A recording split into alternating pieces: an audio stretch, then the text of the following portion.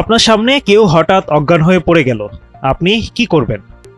মুহূর্তেই সঠিক সিদ্ধান্ত নিতে না পারলে হারাতে পারেন আপনার প্রিয়জনকে। কুর্মিটোলা জেনারেল হাসপাতালে মঙ্গলবার হেলদি হার্ট হ্যাপি লাইফের সৌজন্যে অনুষ্ঠিত হয়েছে এ বিষয়ে কর্মশালা। সেখানে হাতে কলমে প্রশিক্ষণ দিয়েছেন দেশের খ্যাতনামা হৃদরোগ বিশেষজ্ঞ ও হাসপাতালটির হৃদরোগ বিভাগীয় প্রধান অধ্যাপক ডাক্তার মহসিন আহমেদ।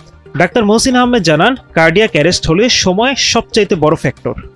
3 থেকে 5 মিনিটের মধ্যে সিপিআর শুরু না করলে মস্তিষ্কে অক্সিজেন না পৌঁছে মৃত্যু অনিবার্য হতে পারে। তাই যে কোনো সচেতন মানুষকে এটা জানতে হবে। তিনি বলেন, অনেকেই হার্ট অ্যাটাক আর কার্ডিয়াক অ্যারেস্টকে এক মনে করে, কিন্তু বাস্তবে এ দুয়ের মধ্যে পার্থক্য আছে।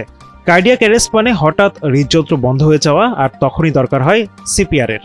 এই কর্মশালায় অংশ নিয়েছেন বিভিন্ন পেশার মানুষ। তাদের শেখানো হচ্ছে হাতের চাপের সঠিক পদ্ধতি, সময় জ্ঞান এবং প্রাথমিক প্রতিক্রিয়া কেমন হওয়া উচিত।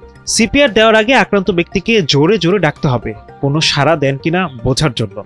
শ্বাস নিচ্ছেন কিনা তা বোঝার চেষ্টা করতে হবে। যদি আক্রান্ত ব্যক্তি সাড়া না দেন এবং ক্যারোটিড পালস না থাকে, তাহলে সিপিআর শুরু করতে হবে।